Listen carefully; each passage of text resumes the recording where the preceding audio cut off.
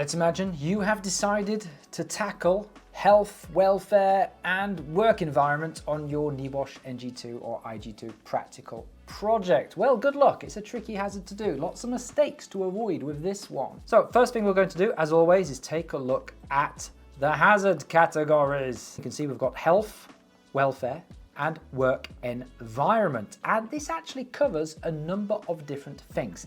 And this is, in my experience, one of the most commonly misused categories. Recently, I saw bullying being put in here, like oh, it's an unsafe working environment because there are bullies. Like, yeah, fine. That's a mental ill health category. Look, mental ill health is there. That's it, yeah. Use that one for bullying because that's covered there. It's probably easier if we just have a look at the syllabus, shall we? Health, welfare and work environments. What we've got first is lots of things which are not hazards. It's like all of that, these are not hazards. Drinking water, washing facilities, sanitary conveniences, accommodation, for clothing, rest and eating facilities and seating, those are not hazards. And I don't expect to see those things on a risk assessment. Those are things which should be provided. So yeah, you can put those in the control measures, sure, but these are not hazards. And the lack of a toilet is not a hazard. The lack of a rest area is not a hazard. What are the hazards in this category? Well, we have ventilation, yes, like poor ventilation, like air quality issues, fumes in the air, dust in the air, that's a hazard. But we've got a problem here. There's a very easy crossover with hazardous substances. I think you have to be careful. Personally, I don't like using air quality issues in this hazard category because I think it probably belongs more in hazardous substances because those will be chemical hazards. So what do we have next? We have heating. Yes, heating is a potential hazard, or the lack of heating, and we can see it here with extremes of temperature. So things that are very cold, things that are very warm, that's a hazard. Extreme cold causes hypothermia, extreme heat causes heat stroke, heat exhaustion. So that's definitely a hazard. And then we've got lighting. Poor lighting conditions, stroboscopic lighting, flickering lighting, glare issues.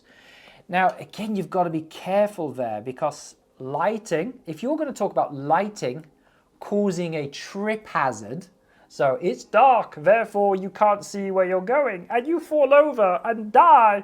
Like, that's actually not a health, welfare and work environment hazard. Personally, I would be tempted to put that in slips and trips. I'd be tempted to put that one there. If you're not careful, you're going to talk about lighting, which means you can't see the trip hazards and you fall over the trip hazard and hurt yourself.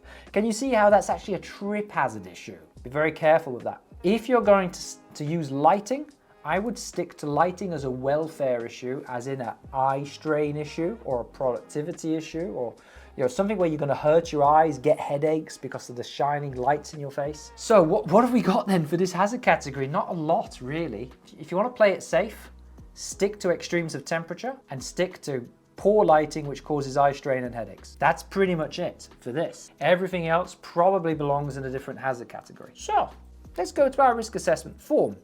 What's the hazard category? Well, it's health, welfare. Let's type it out correctly, Let's do a good job of this. Health, welfare and work environment. And the hazard could be poor lighting conditions with dark light in some offices and glare from windows in others. There you go. There would be an example of one type of hazard. We could use a temperature issue. We could say low temperatures in the warehouse, especially in winter, with doors open, can be as low as 0 degrees C. There we go. That's another kind of welfare related hazard, tackling the low temperatures. So hopefully that's clear. Hopefully I've avoided you some mistakes there. Now the next thing is the who might be harmed and how, and you know what, I'm not even going to go into that because I've covered that ad infinitum now. It's like you need a who, you need an incident, so how are you exposed to the hazard, and then you need the injury. So for low temperatures, that could be frostbite,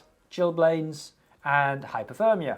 But you need an incident in order to get there, so you need to be exposed to the low temperatures for a prolonged period of time. That would be the incident. Moving on then to the next two columns, what are you already doing and what further actions are required? Well, here we need to look at, say, three things. We need to look at, first of all, what's the law? So what legal requirements apply? We need to make sure our risk assessment has all of the legally required controls. The risk assessment must bring us into legal compliance. Secondly, we have to use the hierarchy of controls as much as we can. The NEBOSH examiner wants us to show our understanding of how we eliminate hazards, substitute hazards, engineer things out, design things out, and so on. And thirdly, there should be enough control measures to reduce the risk to as low a level as is reasonably practicable. Now, if you are a UK student studying the NEBOSH National General Certificate, the NG2, you've got some specific legislation on this.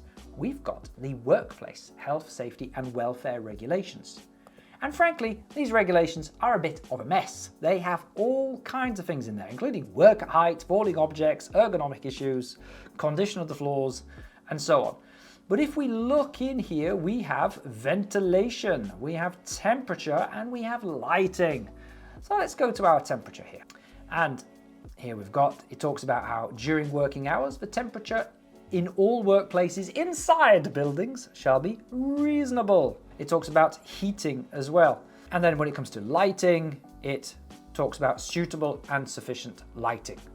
Pretty vague, isn't it? UK students, you could look at the approved code of practice for these regulations, but just be aware that when it comes to your specific legal arguments, which you write in here, we do not want an ACOP, we do not want any guidance, we want the law, we want a legal duty from regulations. So don't quote ACOPs in those legal arguments. International students, what do you have which is welfare related? Well, we have a number of things depending on your industry, depending on what the workplace is. If you work in an office or something commercial, what does that mean? Well, a trading establishment like a shop, administrative services, postal, telecoms, newspaper, publishings, hotels, boarding houses, restaurants, clubs, cafes, catering, theatres, public places of entertainment, other recreational activities, but offices as well, then these apply. This recommendation applies. But if you work in industry, mines, transport, agriculture, factories, construction sites, this does not apply to you, so you can't use it. We have recommendation 120, super useful.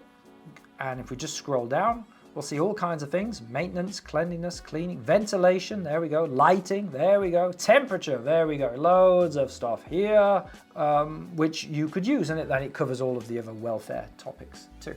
Now, if you work in a different industry, for example, construction, there is a code of practice for construction. If you work in agriculture, there's a code of practice for agriculture.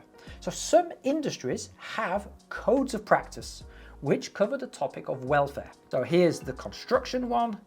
If we scroll down, find the table of contents, there we go, we've got a lot of welfare stuff, and we've got here, lighting. There's a bit about lighting, and then we go down, heat stress, cold and wet conditions. So if you have an action, for example, down here in your specific legal arguments, let's say you've got an action to increase the heating or introduce air conditioning or something like that, then you could go to this section here and you'll find that we've got a number of different requirements. And you could, depending on what your action is, you can quote one of those in your specific legal arguments. So hope you found that useful. Hope I've avoided you crashing and burning. Please remember what this hazard category is for and what it is not for. Stick to those things and you should be safe.